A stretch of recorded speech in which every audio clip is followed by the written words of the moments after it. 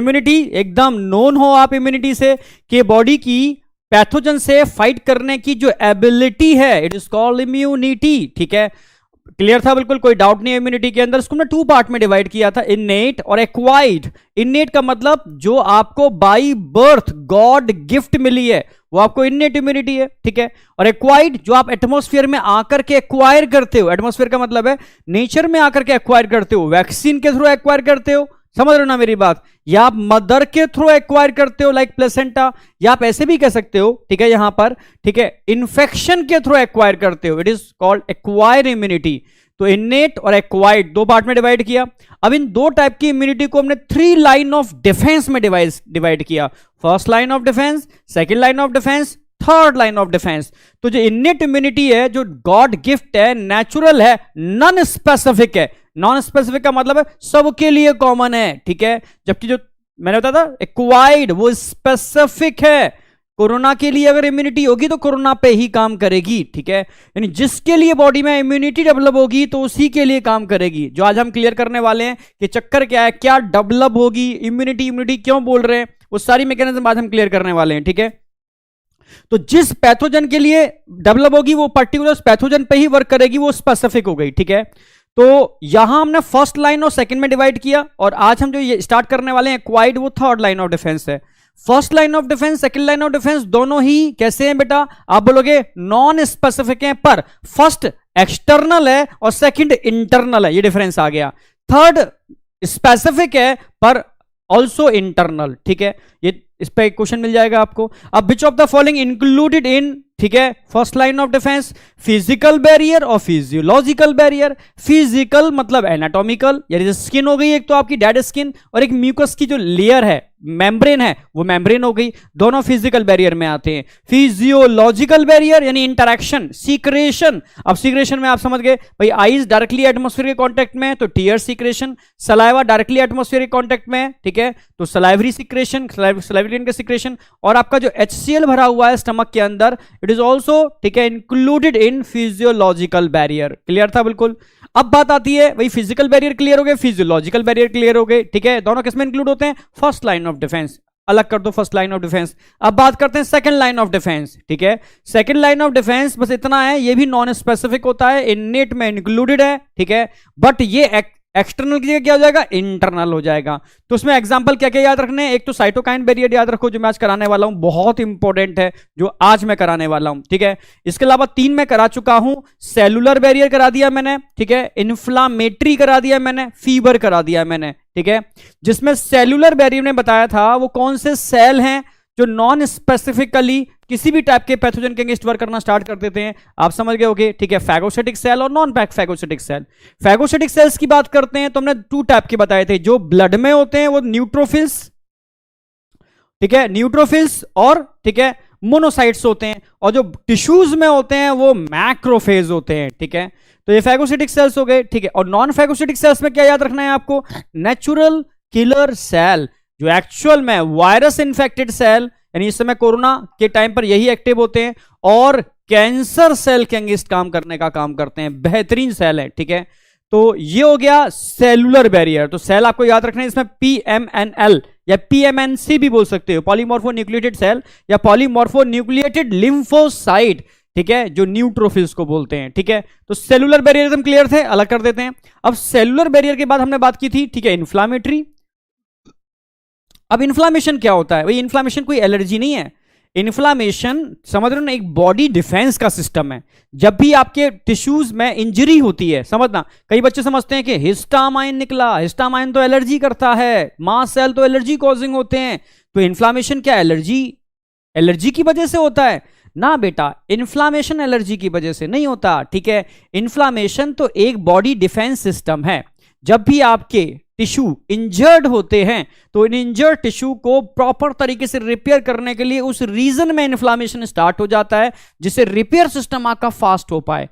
क्यों, को उसमें पार्टिसिपेट कौन करते हैं, हिस्टामाइन। हिस्टामाइन वहां के वेसल्स को डायलेट कर देते हैं, ठीक है, जिसकी वजह से ये मैकेनिज्म बेहतरीन हो पाती है, क्योंकि वहां ब्लड का फ्लो बढ़ जाता है, और जो भी रिपेयर करने के लिए कॉन्स्टिट्यूएंट्स होंगे वो कहां होंगे, ब्लड में होंगे, इसलिए ब्लड का फ्लो वहां इंक्रीज होगा और प्रॉपर ब्लड रिपेयर होगा, सॉरी प्रॉपर टिश्यू जो इंजर्ड हो गए वो रिपेयर होंगे थ्रू उन सब सब्सटेंस के। तो इतना तो क्लियर था, ठीक है। तो ये कोई समझ रहे हो ना, कह सकते हो एलर्जिक रिएक्शन नहीं है, ये बॉडी रिपेयर करने की मैकेनिज्म है। पर इसमें इन्वॉल्व कौन हो रहे हैं, ठीक है, आप बोलोगे हिस्टामाइन पूरी में। पर अगर हिस्टामाइन बेवजह निकलना चालू हो जाए विदाउट एनी इंजरी, उसको एलर्जी कहते हैं, जो मैं आगे बताऊंगा, ठीक है।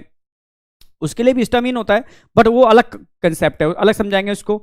अब मैंने मैकेनिज्म बताया कि सबसे पहले क्या हुई, जैसे मानो स्किन रप्चर हुई, ये एग्जांपल दिया मैंने, तो टिश्यू में क्या होगी, injury, injured tissue prostaglandin release करेंगे। ये प्रोस्टाग्लैंडिन जाके क्या काम करेगा, एक तो पेन रिसेप्टर को स्टिमुलेट करेगा, पूरी मैकेनिज्म उसकी, ठीक है, ब्रेडिकाइनिन काइनिन वाली मैकेनिज्म पूरी, उसको डिटेल में नहीं जाना, वो आप आगे पढ़ोगे एमबीबीएस में, ठीक है। बस ना समझो, पेन रिसेप्टर को स्टिमुलेट करते हैं, ठीक है। और क्या करते हैं, मास्ट सेल को भी स्टिमुलेट करते हैं, भाई रिलीज करो हिस्टामाइन, तो मास्ट सेल रिलीज करते हैं हिस्टामाइन। हिस्टामाइन उस रीजन में वेसल्स को डायलेट करना चालू कर देता है। जब ब्लड वेसल्स डायलेट होंगे बेटा, जब ब्लड वेसल्स में डायलेशन होगा, तो इंटरनल जो फ्लूइड फ्लो कर रहा था उसमें से वो कहां ट्रांसफर होना चालू हो जाएगा, आप बोलोगे बाहर के टिश्यूज में, जिससे सॉइलिंग आएगी, रेडनेस आएगी, क्योंकि वेसल्स डायलेट करेंगे, ब्लड का फ्लो बढ़ेगा, वहां पर रेडनेस आ जाएगी, ठीक है। और रेडनेस के साथ स्वेलिंग भी आएगी, क्योंकि पोर साइज बढ़ जाएगा। इससे क्या होगा, उस रीजन में ब्लड का फ्लो धीमा हो जाएगा, क्योंकि डायलेशन हो गया। धीमा होने से जो ब्लड वेसल्स में जो WBC थे, वो उनकी स्पीड स्लो हो जाएगी, और धीरे धीरे उस वॉल से अटैच, एडहरिंग करना स्टार्ट कर देंगे, अटैचमेंट स्टार्ट हो जाएगा। इससे क्या होगा, जब अटैचमेंट होगा, जब WBC का अटैचमेंट होगा वहां पर, तो वहां पोर से धीरे से खिसक के कहां पहुंचेंगे, वो अंदर, ठीक है। और अंदर होते हुए कीमोटैक्सिक का मतलब है उधर बैक्टीरिया टॉक्सिन्स रिलीज कर रहे हैं, वो अट्रैक्ट करेंगे, और एक अमीवर्डल मूवमेंट करते हुए, इसको डायएपेडिसिस बोलते हैं, अमीवर्डल मूवमेंट करते हुए नियर द WBC पहुंचेंगे, और फाइट होगी दोनों के बीच में, ठीक है। घमासान होगा, युद्ध होगा, फाइट होगी, इधर भी लाश है, उधर भी लाश है, ठीक है। मेरी dead body is dead body, और डेड बॉडी जो समझ लो बनती है, तो उसका बनता है पस, इधर डेंजरस मटेरियल, ठीक है। तो समझ में आया होगा, फाइटिंग होगी, डेड बॉडीज होंगे, बैक्टीरिया के भी डेड बॉडीज होंगे, डेड बॉडीज का मतलब है डेथ, बैक्टीरिया की भी डेथ होगी, और ठीक है WBC की भी होगी। भाई ऐसा थोड़ी ना हीरो है कोई, ठीक है, कि हीरो है कि भाई दिखा रहे मूवीज में, इंडियन मूवीज में दिखाते हैं भाई हीरो, ठीक है, समझ लो कुछ भी कर देगा, ऐसा नहीं होता है, ठीक है। यहां दोनों ही की डेथ होगी बेटा, ठीक है, यहां इधर की भी डेथ होगी, उधर की भी होगी, तो पस बनेगा, पस is the dead material of, समझ रहे हो, WBC एंड बैक्टीरिया। तो ये पूरा इन्फ्लामेटरी मैकेनिज्म हो गया, जिसमें टिश्यू भी रिपेयर हो रहे हैं, इन्फेक्शन से भी प्रोटेक्शन हो रहा है, ठीक है। पर स्वेलिंग, रेडनेस, समझ रहे हो ना मेरी बात, ये कॉमन सिम्टम है इसके, ठीक है। और हीटिंग, क्योंकि वहां हीट जनरेट होती है, जहां पर इतना कुछ हो रहा है तो हीट तो जनरेट होगी ना, ठीक है भाई। मरम्मत चल रही है, तोड़फोड़, समझ, जो टूट फूट गया उसकी मरम्मत चल रही है, ठीक है। फाइटिंग भी चल रही है, तो हीट तो जनरेट होगी ही होगी, ठीक है। तो ये बेसिक पूरा इन्फ्लामेटरी रिस्पॉन्स था, मुझे लगता है क्लियर हो गया होगा। फिर फीवर बताया था मैंने, भाई फीवर भी, कोई भी पैथोजन जब बॉडी में एंटर करता है, तो उसकी समझना मल्टीप्लिकेशन, ग्रोथ को रोकने के लिए बॉडी टेम्परेचर इंक्रीज करती है। कैसे इंक्रीज होता है टेम्परेचर, क्या बॉडी के अंदर आंखें लगी हुई हैं, हाइपोथैलेमस कब देखता है, अच्छा तुम आ गए, ला टेम्परेचर बढ़ा देते हैं ना। जब भी पैथोजन एंटर करते हैं, तो पैथोजन कुछ सब्सटेंस रिलीज करते हैं, लाइक टॉक्सिन्स, ठीक है। एक्सोटॉक्सिन्स भी हो सकते हैं, एंडो भी हो सकते हैं, पर यहां एक्सोटॉक्सिन्स की बात कर रहे हैं, टॉक्सिन्स की बात कर रहे हैं जो बाहर निकाल रहे हैं, ठीक है। टॉक्सिन्स क्या है, एक तरीके से पायरोजन है। पायरोजन कौन होते हैं, जो भाई कह सकते हो पायरोजन जो टेम्परेचर इंक्रीज करते हैं, वो पायरोजन है। इधर WBC भी कुछ सब्सटेंस रिलीज करते हैं, लाइक इंटरल्यूकिन, ठीक है। It is also act as pyrogen. अगर बॉडी के अंदर इंटरल्यूकिन फर्स्ट अमाउंट बढ़ रहा है और टॉक्सिन अमाउंट बढ़ रहा है, तो इट्स अ इंडिकेटर, किसका इंडिकेटर है भाई, इट इज अ इंडिकेटर, किसका इंडिकेटर है भाई, पायरोजन का अमाउंट बढ़ रहा है। और पायरोजन क्या काम करने वाले हैं, ये पायरोजन हाइपोथैलेमस को इंड्यूस करने वाले हैं, भाई टेम्परेचर बढ़ाओ, टाइम आ गया। तो हाइपोथैलेमस कहता है भाई ठीक है टेम्परेचर बढ़ाते हैं, क्योंकि पैथोजन का अटैक हुआ है, इनकी ग्रोथ को सप्रेस करना है। तो हाइपोथैलेमस तो थर्मोस्टेट है, वो बढ़ना स्टार्ट हो जाता है, टेम्परेचर बढ़ना स्टार्ट हो जाता है, ठीक है। जितना माइक्रोबियल लोड ज्यादा होगा, उतना टेम्परेचर भी बढ़ना चालू हो जाएगा। जब तक माइक्रोब शांत नहीं होंगे, टेम्परेचर बढ़ के रहेगा। जब माइक्रोब शांत हो जाएंगे, टेम्परेचर भी शांत हो जाएगा, ठीक है। यानी माइक्रोब ज्यादा होंगे तो पायरोजन ज्यादा होंगे, पायरोजन ज्यादा होंगे तो टेम्परेचर भी बढ़ेगा। जब माइक्रोब कम होना चालू हो जाएंगे, पायरोजन कम होना चालू हो जाएंगे, टेम्परेचर भी कम होना चालू हो जाएगा, ठीक है। पर कभी कभी टेम्परेचर ज्यादा हो जाता है, इसलिए डॉक्टर्स क्या करता है, एंटीपायरेटिक ड्रग लिख देते हैं, ठीक है, लाइक पैरासीटामोल। आप उसको खा लेते हो तो समझ रहे हो ना मेरी बात। तो जहां टॉक्सिन या पायरोजन बाइंड हो रहे थे वहां ये एंटीपायरेटिक ड्रग बाइंड हो जाती है और टेम्परेचर को रिड्यूस कर देती है। अब आप कहोगे ये तो आप गलत कर रहे हो ना, नो डाउट आप गलत कर रहे हो। और आप टेम्परेचर को कम कर रहे हो तो नेचुरल मैकेनिज्म को कम आप कहीं ना कहीं हिंड्रेंस क्रिएट कर रहे हो। पर साइंस डेवलप हो चुकी है, तो साइंस कहती है भाई हम पायरोजन समझ एंटीबायोटिक ड्रग खा लेते हैं पर साथ में हम एंटीबायोटिक भी खाते हैं।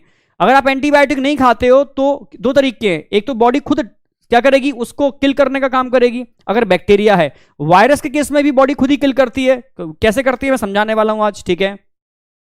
पर कभी कभी समझना मेरी बात, अगर वो कंट्रोल नहीं हो रहा तो आप साथ में बैक्टीरिया के केस में एंटीबायोटिक भी खाते हो, ठीक है। वायरस के केस में कोई ड्रग ऐसी नहीं आती जो एंटीवायरल होती है, क्योंकि वायरस को किल करने का काम खुद अपनी बॉडी करती है, क्योंकि वायरस तो खुद ही डेड है। अब उसको मरे हुए को क्या मारोगे, ठीक है, समझ रहे हो ना मेरी बात। भाई मरे हुए को तो मारा नहीं जा सकता ना, तो खुद ही ऑलरेडी डेड है। वायरस का इज अ डेड पार्टिकल, ठीक है। एक प्रोटीन का कोड होता है, ठीक है, या किसी किसी में एनवेलप भी होता है, और अंदर क्या होगा, जेनेटिक मटेरियल होगा, डीएनए होगा या आरएनए होगा, ठीक है भाई।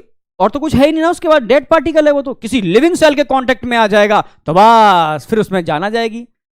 भाई जैसे हम टर्म यूज करते हैं ना, मूवीज में देखा होगा, रियल लाइफ में नहीं, मूवीज में देखा होगा, भाई भूत है, भूत को क्या मारोगे, ठीक है। पर भूत अगर किसी की बॉडी में प्रवेश कर जाता है तो समझ लो फिर क्या होगा, उस बॉडी के अंदर उसकी पावर आ जाएगी। फिर आप मारोगे तो उस बॉडी को मारोगे, भूत तो निकल के फिर दूसरी बॉडी में एंटर कर जाएगा। तो भूत को क्या मारोगे, भूत का मतलब समझ रहे हो ना, एनर्जी, नेगेटिव एनर्जी। ऐसा समझना कि सर भूत मतलब भूत को मानते हैं, ठीक है। भूत का मतलब नेगेटिव एनर्जी, मतलब जो आप मूवीज में देखते हो। ये एग्जाम्पल ले रहा हूं, ठीक है, एग्जाम्पल, मेरे एग्जाम्पल सिर्फ समझ रहे हो ना मेरी बात, आपको समझाने के लिए होते हैं, रियल लाइफ से उसको मत जोड़ना, ठीक है। तो ये चीज समझना, कई चीजें लोग क्या करते हैं मेरे वीडियो में से काट काट के यूट्यूब पर डाल देते हैं, यार पता ही नहीं, क्योंकि मैं बच्चों को समझाता हूं, ठीक है, यूट्यूब के लिए थोड़ा समझा रहा हूं मैं, ठीक है। आपको वो टॉपिक समझ में आए इसलिए समझा रहा हूं मैं, ठीक है। तो सीधी सी बात है, गलत है, ठीक है। जो चीज कंसेप्चुअल है, हाँ कंसेप्चुअल चीज है उसको ठीक है यूज करो, पर फालतू चीजों को आप मत डाला करो यूट्यूब पर, ठीक है। क्योंकि मेरा बस यही कंसेप्ट है कि इस समय जो टॉपिक समझा रहा हूं वो समझ में आ जाए, ठीक है, और लाइफ टाइम सेट रहे ब्रेन के अंदर। तो आपको याद रहेगा कि वायरस को मारने की दवा नहीं होती, रियल बात है, ठीक है। फिर आप कहते हो सर वायरल के केस में आप जो ड्रग खाते हो, अब वायरस की वजह से जो नुकसान हो रहा है, जैसे भाई फीवर बढ़ा तो एंटीबायोटिक ले लिया आपने, इन्फ्लामेशन हुआ तो एंटी इन्फ्लामेशन ले लिया आपने, यानी जो नुकसान कर रहा है उसकी भरपाई के लिए, ठीक है, उसकी रिकवरी के लिए आप ड्रग ले रहे हो। वायरस को मारने की ड्रग नहीं ले रहे आप, ठीक है, क्योंकि वायरस को तो खुद बॉडी किल करेगी। किल करने का मतलब है, समझ रहे हो, किल नहीं करेगी, मतलब बॉडी के अंदर कुछ ऐसे मॉडिफिकेशन होंगे जिसकी वजह से वो वायरस किसी और सेल में एंटर नहीं कर पाएगा। मान लो इस कमरे में 10 लोग हैं, ठीक है, भूत एक के अंदर प्रवेश कर गया, ठीक है, तो आप क्या भाई उसमें से जो लोग होंगे वो क्या करेंगे, एक को मारेंगे तो वो इंसान मर जाएगा, भूत नहीं मरेगा, फिर दूसरे में प्रवेश करेगा। तो ऐसा किया जाए भाई, एक में प्रवेश कर गया तो 9 के अंदर कुछ ऐसा मॉडिफिकेशन कर दो कि भूत उसमें प्रवेश ना कर पाए। मूवीज में क्या दिखाते हैं, मूवीज में दिखाते हैं वो लहसुन प्याज की कुछ टाइप की माला, ठीक है, या समझ रहे हो कुछ ना कुछ ऐसे उटपटांग चीजें या कुछ मालाएं दिखाते हैं या कुछ भी दिखा सकते हैं, ठीक है, झाड़ फूक या XYZ कुछ भी, मतलब जो होते हैं, ठीक है, मटेरियल जो भी कुछ होते हैं। तो वो सबसे हमने क्या कर दिया, उन सारे 9 लोग थे उनको हमने प्रोटेक्टेड कर दिया कि इस सेल से, इस बॉडी से जब भूत निकलेगा तो किसी और में एंटर नहीं कर पाएगा। बस यही काम होता है बॉडी के अंदर। और कैसे होता है मैं आज बताने वाला हूं बेहतरीन तरीके से, साइटोकाइंस की वजह से। तो जैसे जैसे वायरस हमारी बॉडी में ग्रोथ करता है तो वो सब्सटेंस जो अदर सेल्स को प्रोटेक्ट करते हैं वो भी बढ़ना चालू हो जाते हैं। तभी तो कहते हैं कि भाई हर वायरस की एक स्पेसिफिक साइकिल होती है। तो कोरोना केस में सुना होगा भाई 14 दिन की साइकिल है, 14 डेज की। बस स्टार्टिंग के 5 दिन पता नहीं चलेगा, फिर धीरे धीरे फीवर बढ़ेगा 7 डेज से लेकर के 10-12 डेज तक, और धीरे धीरे डाउन होना चालू हो जाएगा। डॉक्टर कहेगा 14 दिन का सर्किल है, उसके बाद ऑटोमेटिकली वायरस आपकी बॉडी से क्या हो जाएगा, सप्रेस हो जाएगा, खत्म हो जाएगा, ठीक है। क्यों वही हो जाएगा, बिना ट्रीटमेंट के। हाँ यार बिना ट्रीटमेंट के। ट्रीटमेंट क्या लेना है आपको, इम्यून सिस्टम बूस्ट करना है, तो भाई आप विटामिन डी ले लो, विटामिन सी खा लो, ठीक है, साथ में सप्लीमेंट खाने हैं आपको, वही आपने खाए हैं अभी इन दोनों। बुखार आ रहा है तो डोलो ले लो, ठीक है, ज्यादा से ज्यादा लंग्स के थ्रू एंटर किया है तो आप, ठीक है, वेपर्स ले लो, ठीक है, मतलब ये चीजें आप ले सकते हो, ठीक है। वेपर से क्या होगा, उसकी वॉल रप्चर हो जाएगी, ठीक है, लंग्स के अंदर ट्रैक में अगर होगा तो, ठीक है। मतलब आप डायरेक्टली वायरस को किल नहीं कर रहे किसी ड्रग की हेल्प से, क्योंकि बॉडी अपने आप किल कर रही है, ठीक है। हाँ वेपर से आप डायरेक्टली उसकी वॉल को रप्चर कर दे रहे हो, अगर आपके अपर रेस्पिरेटरी ट्रैक के अंदर वो या कहीं रेस्पिरेटरी ट्रैक में देखने को मिल रहा है तो ये बेटर था। तो समझ में आ गया, वायरस को किल नहीं किया जा सकता, दिमाग में सेट रखना। तो अब वायरस कैसे रेप्लिकेशन उसको रुकता है, तो वही मैं बताने वाला हूं, साइटोकाइन बैरियर। तो अब हमारा लास्ट है साइटोकाइन बैरियर। फीवर वाला कंसेप्ट समझ में आ गया, ठीक है। फीवर बढ़ेगा, माइक्रोबियल ग्रोथ कम होगी, और माइक्रोबियल ग्रोथ कम होगी तो आपको रिलैक्स मिल जाएगा। पहले क्या करते थे वो भी समझ में आ गया। तो अब स्टार्ट करते हैं। कल का तक के टॉपिक में कोई डाउट नहीं होना चाहिए, कोई डाउट है तो बताओ।